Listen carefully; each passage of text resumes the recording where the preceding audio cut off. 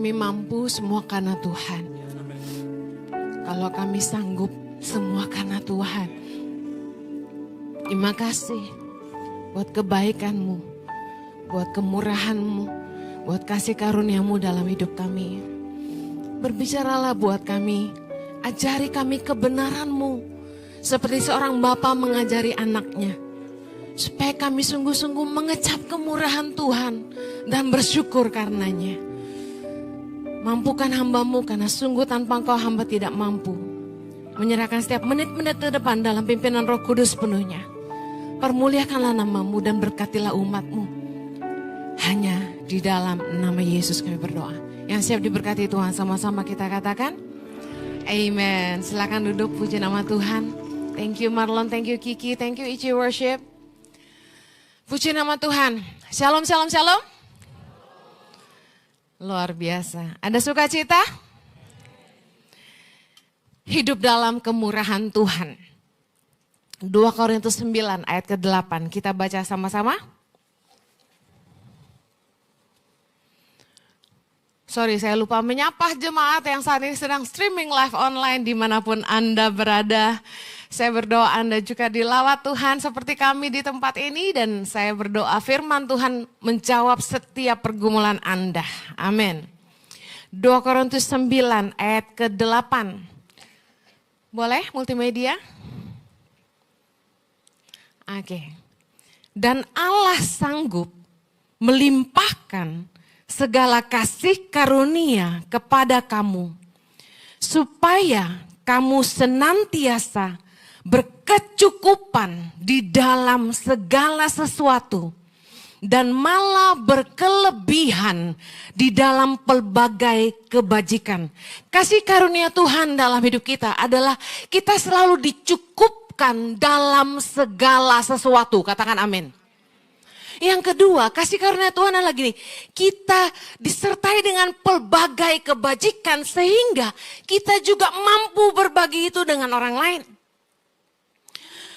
Orang gak harus kaya raya untuk bisa mengecap yang namanya berkecukupan di dalam segala sesuatu. Mengapa masalahnya orang itu seringkali ngerasa gak cukup. Sementara firman Tuhan bilang, supaya kamu senantiasa berkecukupan di dalam segala sesuatu, itu merupakan kasih karunia Tuhan. Tapi kenapa orang bisa ngerasa tidak cukup? Yang pertama karena cinta uang. Pengkhotbah 5 ayat 9 berkata, siapa mencintai uang tidak akan pernah puas dengan uang. Siapa yang mencintai kekayaan tidak akan puas dengan penghasilannya. Anda pernah lihat orang kaya raya yang bosan sama duit? No. Orang makin kaya pengen tambah kaya. Saya dengar teman-teman pengusaha suka joking.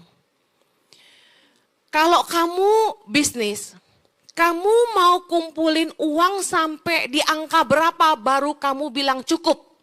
Karena kata cukup buat setiap orang beda. Yang setuju katakan amin. Yang satu jawab gini, saya kalau punya 400 juta dolar cukup. Yang satu jawab 500 juta dolar. Tapi saya pernah tanya jemaat Ici, berapa kata cukup buat Bapak? Salah satu jemaat. Dia bilang kurang lebih 100 miliar. Oh, lebih turun lagi, puji Tuhan. Saya lihat manusia sekaya apapun, gak ada yang namanya pernah puas dengan uang.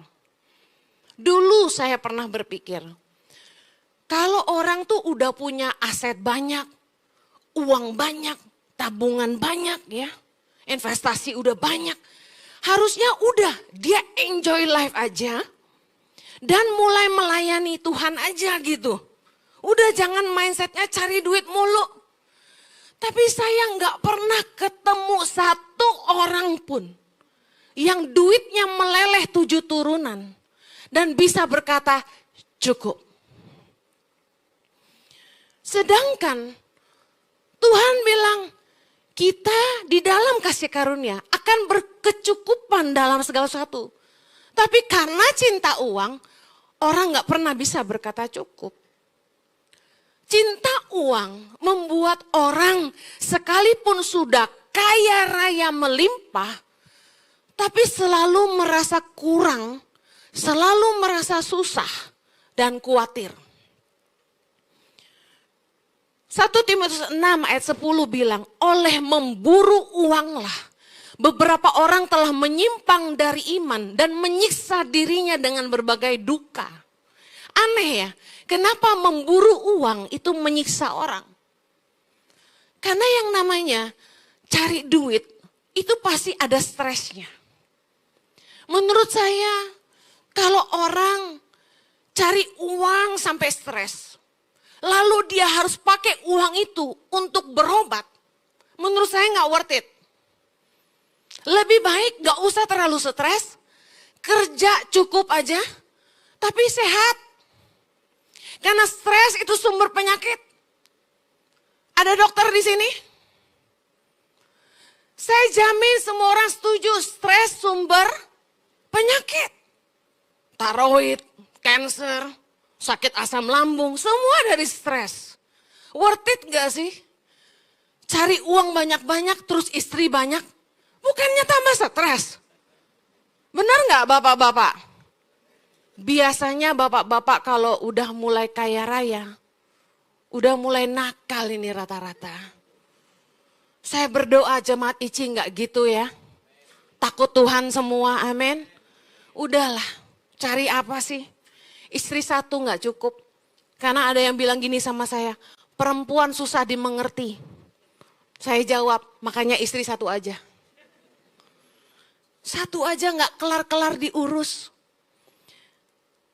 Bapak Ibu, saya nggak pernah ketemu orang kaya yang stop khawatir.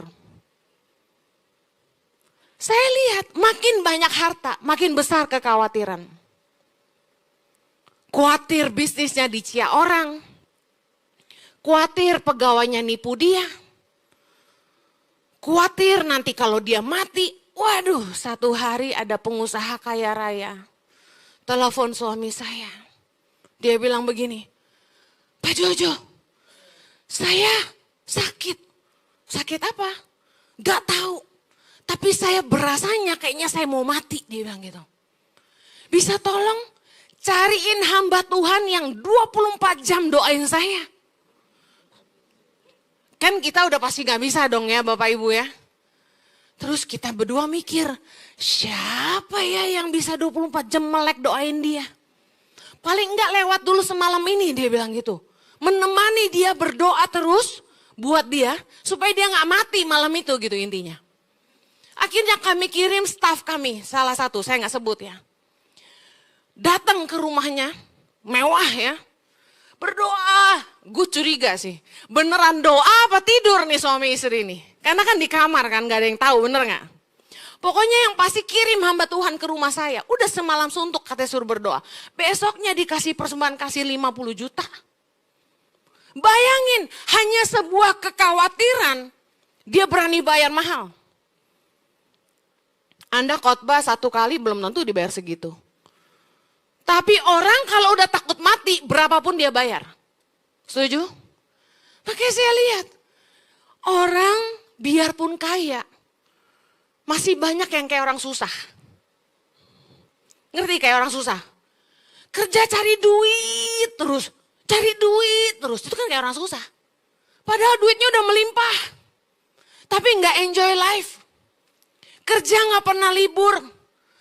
Takut kalau toko tutup, hilang berapa miliar hari ini. Ada yang bilang sama saya, Bu Eni, toko saya kalau tutup 1 hari, hilang omset minimal 25 juta sehari. Dia bilang. Rugi kalau tutup. Menurut saya kasihan yang kayak gini. Anda kaya, tapi kayak orang susah. Orang susah aja banyak yang kayak orang kaya.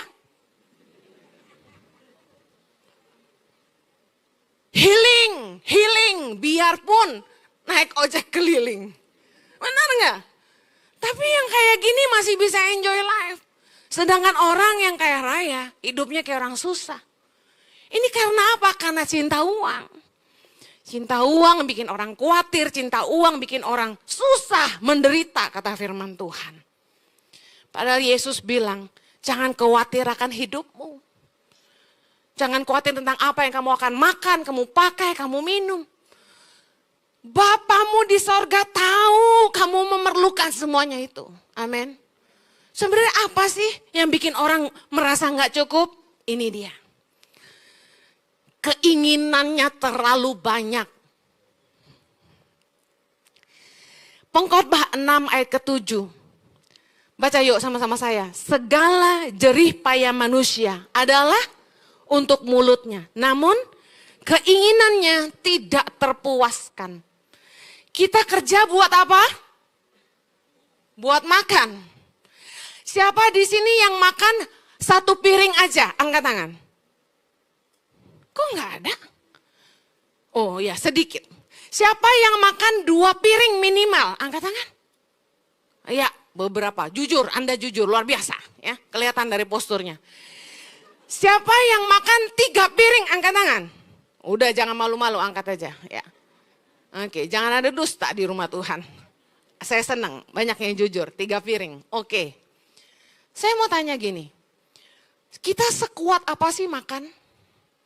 Kalau jerih payah manusia adalah untuk mulutnya, berarti sebenarnya gini, kalau ukurannya hanya kebutuhan, makan bicara kebutuhan, seberapa banyak sih yang kita butuh? Sebenarnya kalau untuk kebutuhan kita nggak akan pernah kurang. Tapi apa yang bikin kita kurang? Keinginan. Lihat kanan kirimu, wajah-wajah yang banyak mau. Keinginannya tidak terpuaskan. Firman Tuhan berkata keinginan manusia nggak ada habisnya. Bangsa Israel waktu jalan di padang gurun berapa lama? 40 tahun. Kasutnya tidak rusak. Badannya, bajunya tidak rusak. Siang panas tidak kepanasan. Malam dingin tidak kedinginan. Kemurahan Tuhan, penyertaan Tuhan luar biasa. Amin. Mau makan apa? Ada. Dari sorga turun mana? Roti. Turun burung puyuh, daging. Mau minum? Tinggal getok, keluar air. Air pahit, lempar kayu, jadi manis. Apa sih yang kurang? Luar biasa penyertaan Tuhan. Ingat semuanya soal kebutuhan. Tapi apakah mereka bersyukur? No. Mereka tetap bersungut-sungut. Ini yang membuktikan sebaik apapun Tuhan sama kita. Kita nggak tahu bersyukur karena fokus kita adalah keinginan. Yakobus 1 ayat 14 berkata, kita dicobai oleh keinginan kita sendiri. Maksudnya apa? Karena banyak mau, kita jadi susah sendiri. Ngerti banyak mau? Keinginan lebih besar dari kemampuan. Kita nyiksa diri kita, hutang, kartu kredit, pinjol, dan lain-lain. Karena apa? Keinginan. Kita nyiksa diri kita sendiri. Orang suka ngeluh, gajinya gak cukup, penghasilannya gak cukup. Padahal kalau saya lihat, tempat tinggal ada, biarpun ngontrak, yang penting bisa bayar tempat tinggal. Mau makan bisa, mau pakai bisa. Bayar uang sekolah anak masih bisa. Tapi kenapa ngeluh kurang? Karena terlalu banyak keinginan. Yudas 1 ayat 16, bagus kita baca. Mereka itu orang-orang yang menggerutu dan mengeluh tentang nasibnya. Hidup menuruti hawa nafsunya. Tetapi mulut mereka mengeluarkan perkataan-perkataan yang bukan-bukan. Dan mereka menjilat orang untuk mendapat keuntungan. Lihat baik, orang yang gak ngerti kata cukup, selalu bilang kurang-kurang. Ini tandanya. Selalu ngeluh tentang nasibnya. Sering kan ketemu orang yang kayak gitu kan? Apa ya gaji gua kecil, apa ya bos gua pelit. Suka ngeluh. Padahal karena hidup menuruti hawa nafsu. Nah, pelajaran lagi di bawah tuh. Menjilat orang untuk mendapat keuntungan. Orang yang selalu merasa kurang, berteman sama siapapun selalu cari keuntungan. Gelas kosong, kemana-mana minta diisi. Tapi kalau gelas penuh, kemana-mana selalu berbagi. Orang kalau hatinya selalu kurang, cari orang-orang yang bisa menguntungkan. Bukannya cari siapa yang bisa ditolong. Orang kalau hidup dengan gelas penuh, kemana-mana dia berbagi, kemana-mana dia mengisi. Pengen hidupnya jadi berkat, pengen cari orang yang bisa dia tolong. Amin. Anda tipe yang mana? Orang kaya, harta melimpah, belum tentu punya hati yang penuh. Mari belajar mencukupkan diri dengan apa yang ada. Ibrani 13 ayat ke-5 berkata gini, janganlah kamu menjadi hamba uang dan cukupkanlah dirimu dengan apa yang ada padamu. Karena Allah telah berfirman, sama-sama, aku sekali-kali tidak akan membiarkan engkau dan aku sekali-kali tidak akan meninggalkan engkau. Ini janji firman Tuhan bagi kita. Tuhan tidak akan pernah meninggalkan kita. Tuhan tidak akan pernah meninggalkan kita. Dia tidak akan membiarkan kita. Anda tidak perlu takut menghadapi masa-masa sulit ke depan. Anda tidak perlu takut menghadapi musim-musim kering. Karena Anda percaya bahwa orang benar pasti disertai Tuhan. Orang yang takut akan Tuhan pasti diberkati. Amin. Dari dulu nubuatan selalu berkata, tahun depan lebih sulit, tahun depan lebih gelap. Tapi saya mau tanya, selalu ada berkat Tuhan? Dolar makin tinggi, penghasilanmu akan makin tinggi. Imani itu. Jangan ribut, BBM naik. Percayalah, BBM boleh naik, gajimu akan naik. Haleluya. Yuk, lihat gini. Hidup dalam kasih karunia Allah. Dicukupkan di dalam segala sesuatu. Jangan pernah takut kurang, karena di dalam Dia sumber penyedia kita. Haleluya. Yang berikutnya, mencukupkan diri dengan apa yang ada tuh seperti gimana sih Bu Heni? Gini, jangan pernah hidup dengan ukuran orang lain. Artinya, jangan selalu lihat tetangga. Tetangga punya A, pengen punya A. Tetangga punya B, pengen punya B. Kenapa kita tidak boleh hidup dengan ukuran orang lain? Karena masing-masing kita harus bayar tagihan kita sendiri. Orang yang punya lebih monggo silakan. Mau keluar negeri terus silakan. Mau shopping branded silakan. Tapi kalau kita nggak punya sebanyak itu, cukupkan diri dengan apa yang ada. Tidak perlu ikut ukuran orang lain. Saya pantang ikut tren. Nggak mau ikut-ikutan. Sadar diri, kita mampu enggak? Saya lihat banyak orang yang berlagak kaya, akhirnya celaka. Buat apa? Enggak perlu hidup dipimpin gengsi. Kita enggak butuh penilaian orang. Karena kita yang bayar tagihan kita sendiri. Jangan sampai demi gengsi nyusahin diri sendiri. Ingat, penghasilan sebesar apapun tidak akan pernah cukup kalau selalu naikin gaya hidup. Saya ulangi. Penghasilan sebesar apapun tidak akan pernah cukup kalau selalu naikin gaya hidup. Waktu gaji masih 3 juta, cukup. Gaji 5 juta, habis. Gaji 10 juta, habis, minus lagi, ada utang kartu kredit. Gaji 15 juta, habis, utangnya makin banyak.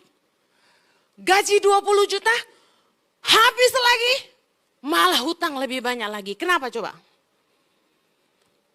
Nggak akan pernah punya limpah kalau nggak ngerti kata cukup.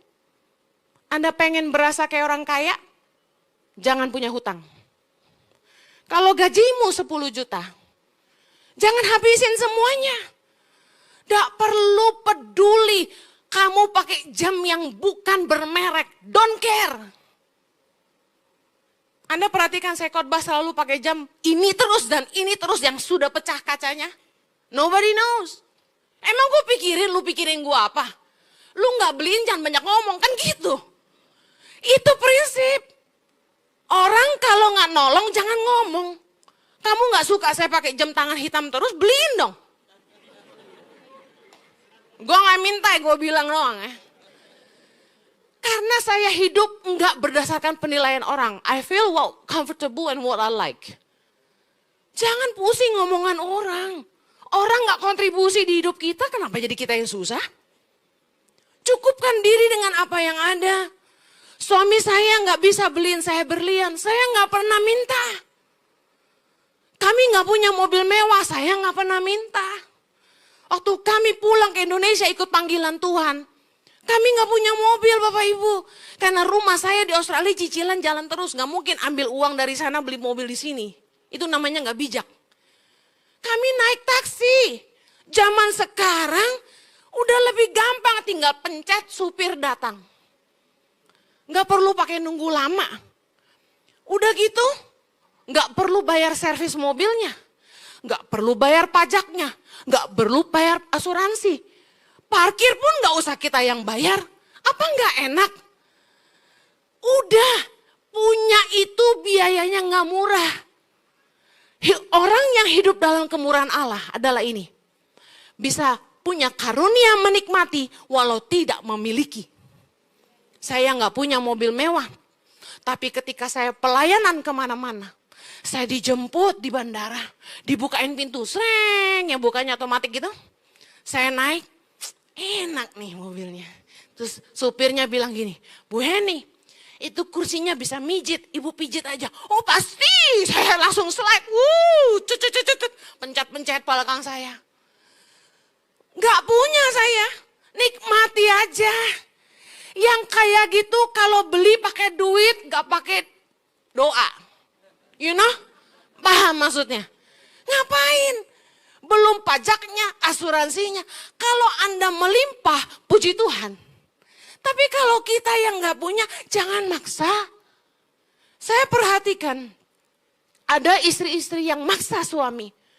Masa kamu naiknya brem-brem, harus punya yang ngeng-ngeng gitu. Kalau punya, biayanya nggak murah loh. Kenapa harus punya? Orang bilang selevel saya gini udah wajar lah naik mobil mewah. Saya bilang enggak, buat apa? Malah jadi batu sandungan buat nanti jemaat. Kenapa Bu Heni pakai duit gereja beli mobil mahal kan gitu kalian mikirnya ya kan? Padahal kalau ada orang ngasih saya, masa kalian perlu saya jelasin di mimbar? Puji Tuhan, hari ini saya dibeliin Xpeng gitu kan? Amin gitu kan? Suami saya pasti amin nih denger ini. Tapi saya kasih tahu, kalau saya dikasih, saya akan nanya gini, pajaknya siapa yang bayar? Katanya mobil listrik pajaknya murah, bensinnya nggak pakai, tinggal charger. STNK murah, asuransi, nah itu mungkin akan jadi pertimbangan ya kalau dikasih orang ya. Tapi kalau dikasihnya sampai yang bintang 3 itu, tahu kan? Tahu kan? Itu saya pasti bilang gini, dicairin boleh, gitu. Artinya saya jual ya. Orang kasih kita sesuatu, jangan rakus. Anda pikir berkat itu selalu dari Tuhan? Saya dikasih orang tanah di mana-mana. Wah sombong. Saya nggak terima. Tanah di daerah murah, bangunnya yang mahal. Yang setuju bilang, yes. Enak banget ngasih gua tanah di sini, tanah gua di situ. Yang mau bangun siapa? Kita senang dikasih orang, tapi kita harus mikir cost-nya di kita. Amin. Jangan serakah. Karena orang yang serakah gampang ditipu orang. Anda tahu, kami pernah mau ditipu. Pengusaha dari Samarinda telepon suami saya. Pak Jojo. Zaman itu kita dikasih orang mobil Avanza bekas tahun 2004. Kita pakai 2006 akhir. Oh, masa selevel bapak gini naiknya Avanza, dia bilang gitu. Oh, menghina dia. Sudah, saya mau berkati bapak Innova. Bapak transfer dulu 10 juta ke saya. Nanti saya belikan bapak Innova. Suami saya ngomong sama saya, gimana Hen? Kita mau di-upgrade sama Tuhan, puji Tuhan. Kalau mau dikasih berkat tuh jangan selalu puji Tuhan.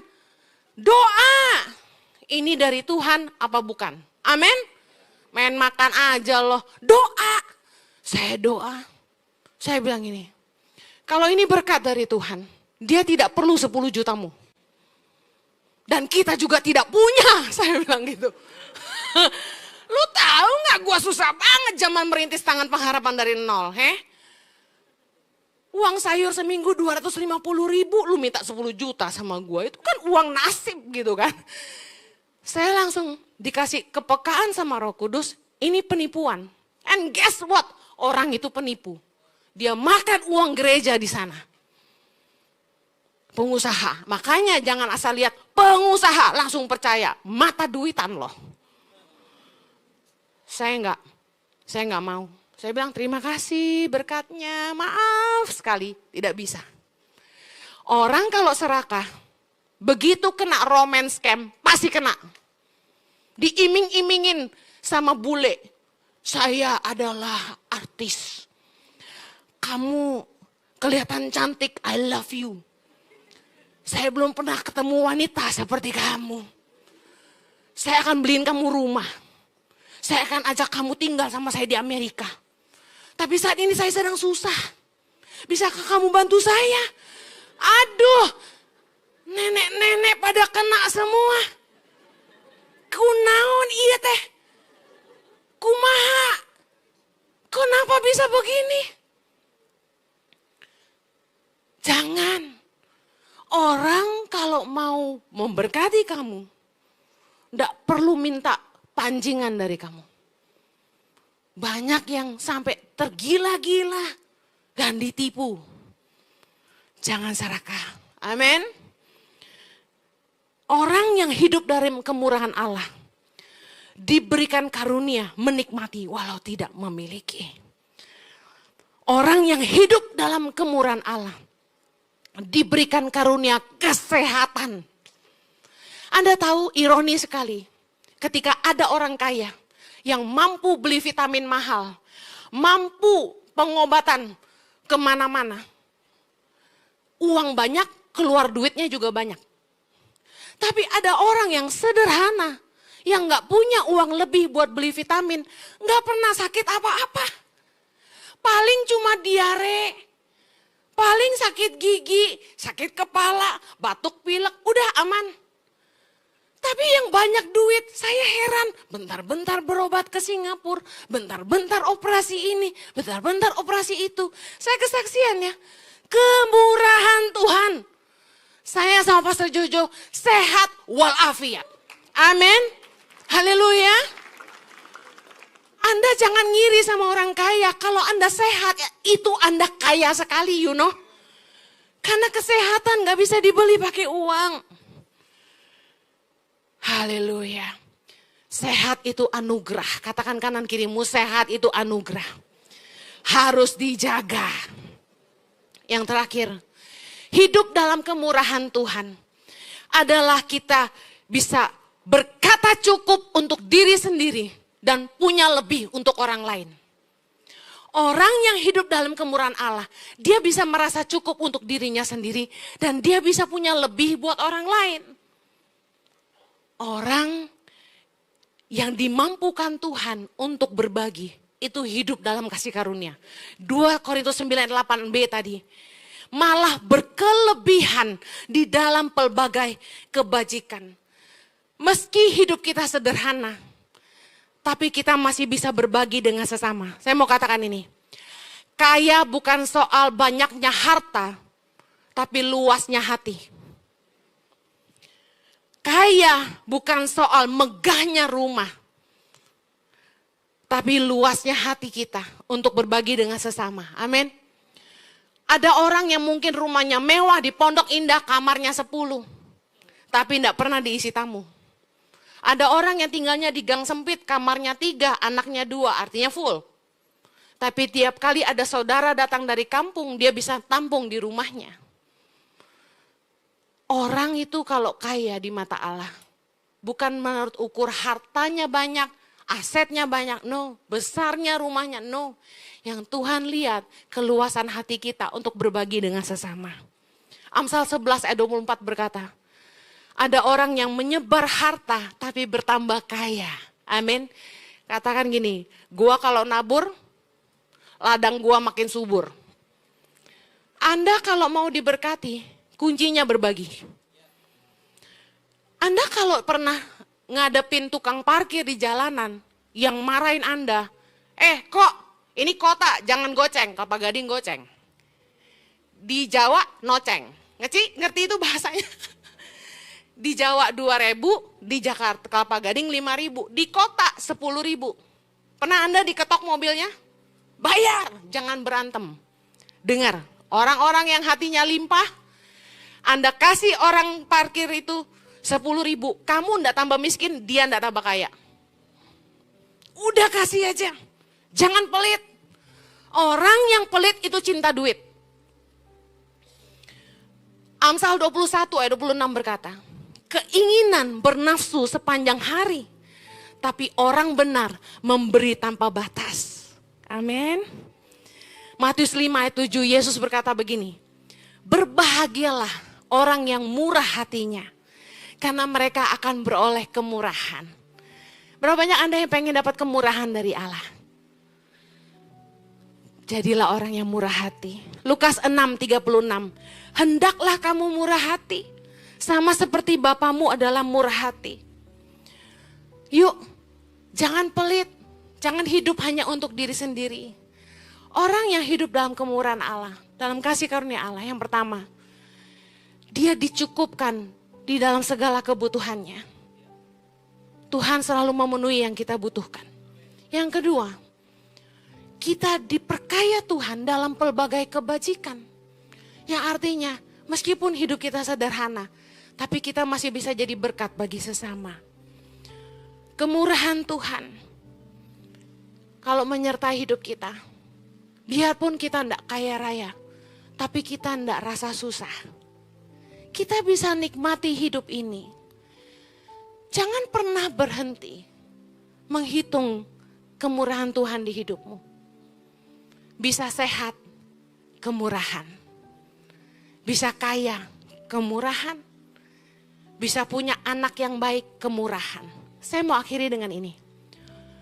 Salah sekali ketika orang berpikir, berkat Tuhan itu harus selalu berupa nominal bertambah di saldo Anda. Tahukah Anda, orang yang hidup dalam kemurahan Tuhan, anak-anaknya sekolahnya cerdas-cerdas sampai dapat beasiswa. Anda tahu kalau harus bayar kuliah itu mahal? Berkat Tuhan, dikasih anak yang cerdas, dapat beasiswa. Berkat Tuhan, kemurahan Tuhan, punya anak yang nurut-nurut, baik-baik, gak bikin sakit kepala. Gak usah uang untuk nebus dia di penjara. Gak perlu kunci-kunci lemari supaya perhiasan gak dicuri untuk beli drug. Berkat kemurahan Tuhan itu apa? Punya suami yang setia, yang sayang sama kita, yang waktu kita malam itu bisa tidur nyenyak tanpa khawatir dia tidak pulang karena tidur di rumah siapa.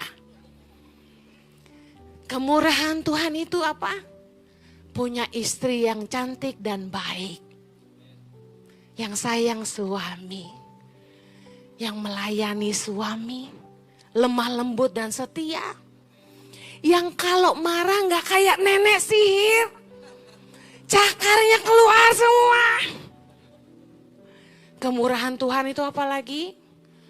Anda bisa tidur nyenyak, bangun badan sehat. Kemurahan Tuhan apa lagi? Anda bisa ke toilet tiap hari. Kok nggak ada amin sih? Haleluya. Kemurahan Tuhan lagi. Anda bisa beli makanan cuma di warung sederhana. Tapi nikmatnya setengah mati. Kemurahan Tuhan lagi. Anda masih bisa berdiri di atas kedua kaki ini. Kemurahan Tuhan lagi. Anda masih bisa dengar saya bicara. Dan Anda masih bisa melihat semua perbuatan Tuhan yang tidak pernah terpikirkan sebelumnya. Renungkan itu. Percayalah, Anda hidup dalam kasih karunia. Tuhan akan mencukupkan semua yang Anda butuhkan. Milikilah rasa cukup. Jangan terus ikuti keinginan. Karena Anda yang akan disengsarakan. Hiduplah dalam kemurahan Tuhan. Jadi berkatlah bagi sesama. Amin. Katakan, saya harus cukup untuk diri sendiri. Dan limpah untuk orang lain. Kita berdoa. Kasih karunia Tuhan memampukan kami. Supaya kami bisa hidup dalam kemurahan Tuhan. Menyaksikan kemurahan-Mu dalam hidup kami. Terima kasih Tuhan. Yuk ngucap syukur yuk. Ngucap syukur, aku sehat Tuhan. Ucap syukur, keluargaku bahagia. Terima kasih, anak-anakku baik Tuhan. Terima kasih, punya orang-orang di sekelilingku yang mengasihi aku. Tuhan terima kasih. Punya pegawai-pegawai yang baik dan setia. Yuk ngucap syukur yuk, banyak hal kemurahan Tuhan. Nikmati itu. Terima kasih Tuhan, kami bersyukur. Terima kasih buat kebenaran firman-Mu ya Tuhan, yang menguatkan kami hari ini. Kami terima dengan sukacita, kami mau jadi pelaku-pelaku dari kebenaran firman-Mu. Demi nama Tuhan Yesus yang diberkati Tuhan, sama-sama katakan amin. Kita akan masuk dalam perjamuan kudus. Mari jemaat Tuhan, kita siapkan hati kita untuk masuk dalam perjamuan kudus. Dan bagi Bapak Ibu yang belum mendapatkan roti dan anggur, bisa mengangkat tangan sehingga para asar bisa memberikannya. Boleh di sebelah kanan depan. Sebelah kanan depan. Masih ada lagi?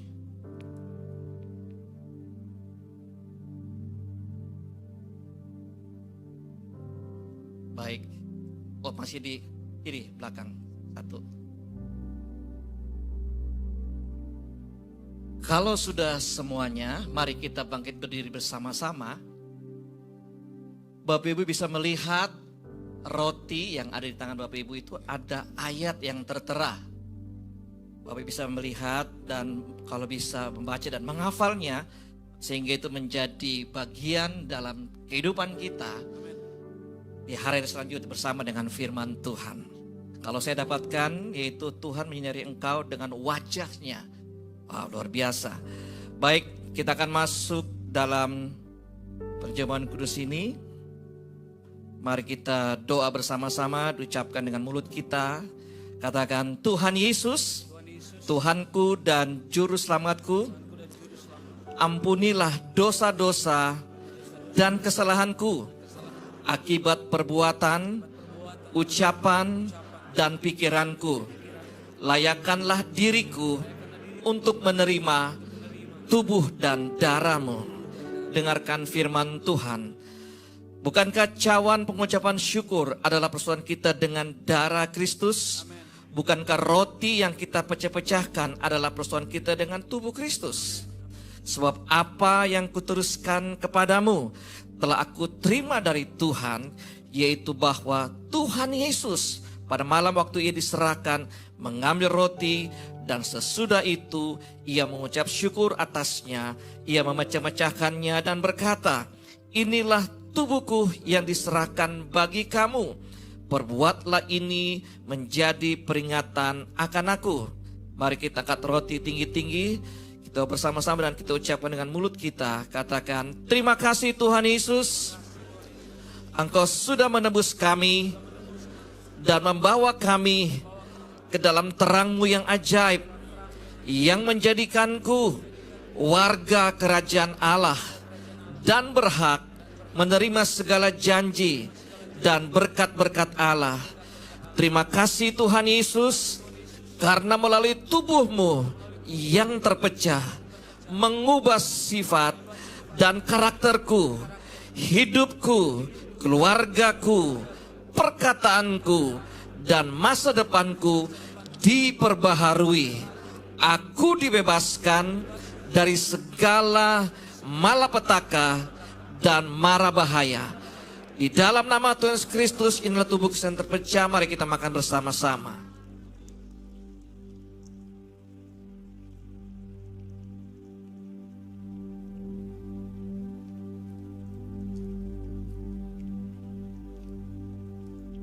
Demikian juga ia manggil cawan sesudah makan lalu berkata, cawan ini adalah perjanjian baru yang disemeteraikan oleh darahku. Perbuatlah ini setiap kali kamu minumnya, menjadi peringatan akan aku. Sebab kamu makan roti ini dan cawan ini, kamu memberitakan kematian Tuhan sampai ia datang. Mari kita angkat cawan perjanjian yang tinggi-tinggi dengan iman kita. Berdoa dan ucapan dengan mulut kita. Katakan, terima kasih Tuhan Yesus atas penebusan-Mu di kayu salib. Aku dan keluargaku dilepaskan dari segala kutuk. Terima kasih Tuhan Yesus buat darah-Mu yang tertumpah. Bilur-bilur-Mu menyembuhkanku dari berbagai macam sakit penyakit akibat dosa, virus, kuman, bakteri, dan serangan roh jahat. Aku tidak terkena kanker, tumor, leukemia, dan pendarahan. Aku tidak kena stroke atau dirawat di ruang ICU. Jantungku, paru-paruku, ginjalku, liverku, dan lambungku semuanya sehat. Segala kelemahan tubuhku, penderitaanku, semua sakit penyakitku sudah diselesaikan di atas kayu salib. Kuasa kegelapan sudah dihancurkan. Hipnotis, santet, tenung, guna-guna tidak dapat mengenai. Hidupku dipagari, hidupku berkelimpahan, aku tidak kekurangan. Setiap hari aku berjalan dalam mujizat Tuhan dan mengalami terobosan untuk meraih janji Tuhan. Inilah darah yang tertumpah. Mari kita minum bersama-sama dalam nama Tuhan Yesus Kristus. Mari kita mengucap syukur pada Tuhan. Haleluya. Terima kasih Tuhan. Terima kasih buat darah-Mu. Mari angkat suaramu bersyukur. Terima kasih Tuhan. Menyembuhkan, memulihkan, membebaskan. Oh, terima kasih Tuhan. Tangan yang terbaik. Kami terima tubuh dan darah-Mu yang memulihkan, menyembuhkan kami. Demi nama Tuhan Yesus, setiap kita diberkati Tuhan, sama-sama kita katakan amin. Silakan duduk kembali Bapak Saudara. Terima kasih Pastor Rene atas firman-Nya. Tuhan Yesus memberkati. Kita diingatkan kembali untuk kita selalu bisa mencukupkan diri dengan apa yang ada. Karena percayalah kebajikan dan kemurahan Tuhan akan mengikuti setiap kita. Amin. Dan sore hari ini saya memberikan kesempatan bagi Bapak Ibu Saudara untuk memberikan persembahan, persepuluhan maupun donasi untuk Yayasan Tangan Pengharapan maupun Gereja Impact Community Indonesia. Bapak Ibu Saudara bisa men-scan QR Code yang tertera di layar maupun transfer ke nomor rekening yang tertera di layar. Kami juga menyediakan mesin edisi yang ada di lobi gereja. Jika Bapak Ibu Saudara rindu memberikan secara tunai, Bapak Ibu Saudara bisa memasukkannya ke dalam amplop persembahan dan jangan lupa untuk dimasukkan ke kotak persembahan setelah selesai ibadah. Sebelum kita memberikan persembahan yang terbaik bagi Tuhan, mari bersama kita berdoa terlebih dahulu. Terima kasih Tuhan atas kebenaran firman-Mu yang mengingatkan setiap kami untuk kami tetap selalu mengucap syukur dalam segala keadaan kami, untuk kami mencukupkan diri dengan apa yang ada. Tuhan, sebentar kami rindu memberikan persembahan yang terbaik sebagai rasa syukur kami kepadamu karena Engkau terlalu baik dalam kehidupan kami. Suci kuduskan setiap persembahan kami, semua untuk kemuliaan nama Tuhan saja. Di dalam nama Tuhan Yesus, setiap engkau yang siap memberikan persembahan yang terbaik bagi Tuhan bersama saya katakan, amin. Selalu memberi, Tuhan Yesus memberkati.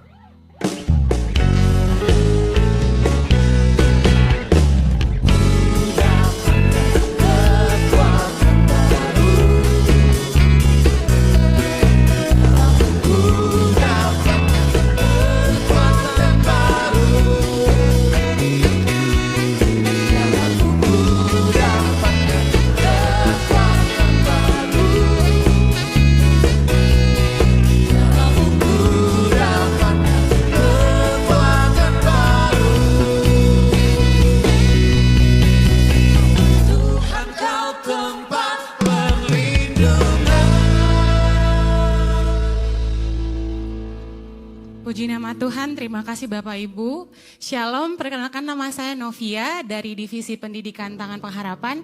Izinkan saya untuk menjelaskan sedikit tentang program misi, lengan misinya Impact Community Indonesia, yaitu guru pedalaman. Untuk mendapatkan guru pedalaman kita biasanya melaksanakan rekrutmen 2-3 kali setahun untuk menjangkau anak-anak muda di Indonesia yang memiliki hati yang tergerak untuk menjangkau anak-anak pedalaman, berkontribusi nyata untuk mendidik keterbatasan anak di pedalaman. Nah, untuk mendapatkan angka, dan saat ini karena kasih karunia Tuhan, Tangan Pengharapan menjangkau dan membawahi sekitar 200 guru pedalaman yang melayani di sekitar 120 titik di pedalaman Indonesia. Dan untuk mengirimkan guru pedalaman biasanya kita akan mengadakan training terlebih dahulu untuk memperlengkapi mereka secara skill mengajar, skill pedagogik, kemudian kita juga mereka akan ditransferkan visi misi dari founder dan pimpinan Yayasan Tangan Pengharapan Bapak Yohanes dan Ibu Heni Kristianus, sehingga mereka bisa mengerti dan menjalankan tugas mereka. Selain itu mereka juga diperlengkapi dengan kemampuan untuk mengenali diri lewat sesi konseling, karena setelah mereka di training mereka akan dikirimkan ke pedalaman untuk mengajar. Nah, sebelum itu mereka harus mengenali diri, kemudian mengenali partner, mengenali masyarakat, karena di pedalaman sendiri guru-guru pedalaman tidak hanya sekedar mengajar, tapi mereka akan bersentuhan langsung dengan masyarakat untuk memberdayakan masyarakat, mengajarkan mereka bagaimana mengelola alam dengan baik, dan juga mereka menjadi orang yang akan dikirim untuk menyalurkan kasih karunia Tuhan. Jadi di training guru pedalaman mereka juga diperlengkapi oleh Bapak Yohanes Kristianus untuk menyampaikan secara hati esensi pelayanan dan juga cara-cara teknis untuk menginjil, memberitakan kasih karunia Tuhan di sana. Dan kebetulan saat ini kita baru saja menyelesaikan training guru pedalaman batch yang kedua tahun ini, dan tadi di jam 12 siang kita secara korporat sudah mendoakan dan mengutus mereka untuk berangkat di minggu depan, dan kita akan doakan bersama-sama. Namun sedikit kesaksian, saya adalah salah satu ex guru pedalaman yang sempat diutus ke Papua sekitar 5 tahun lalu, dan saat ini saya dipercayakan oleh Yayasan Tangan Pengharapan menjadi koordinator untuk rekrutmen dan training guru pedalaman.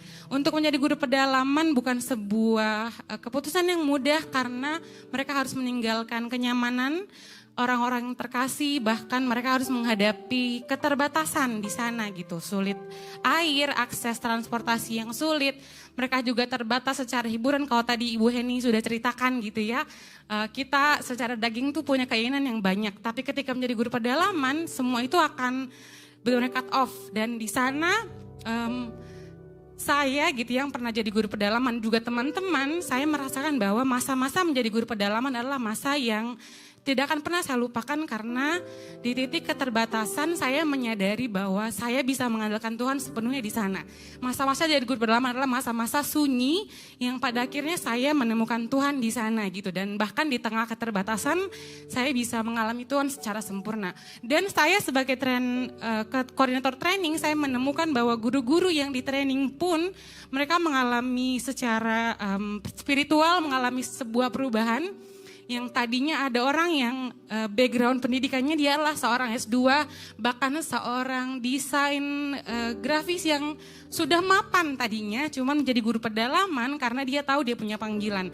Nah ketika di training, ketika menjadi guru pedalaman, dia mengalami sebuah perubahan besar yang tadinya sebenarnya dia punya kepahitan tentang keluarganya, bahkan jadi guru pedalaman adalah sebuah pelarian, tapi dia menemukan bahwa hidupnya diubahkan di sana, kapasitasnya ditarik dan bahkan pulang kembali ke keluarganya tidak dengan sama lagi. Nah, saya berharap dan saya mau mengajak Bapak Ibu, teman-teman, saudara semuanya untuk mendukung, mendoakan teman-teman kita yang akan berangkat minggu depan. Dan jika sekiranya Bapak Ibu terindu untuk juga bergabung menjadi guru berdalaman, kita undang bersama-sama juga. Dan kalaupun juga nggak bisa berangkat, teman-teman dan Bapak Ibu bisa mendukung lewat dana menjadi sponsor untuk guru pedalaman karena seperti yang kita tahu untuk training, untuk memberangkatkan mereka kita butuh dukungan dana dan untuk mendukung mereka hidup di sana pun juga butuh dana karena keterbatasan akses transportasi kita butuh banyak dukungan untuk mereka bisa bertahan hidup, bisa melaksanakan panggilan Tuhan dan menjangkau adik-adik kita di pedalaman. Demikian kesaksian saya, terima kasih Tuhan memberkati.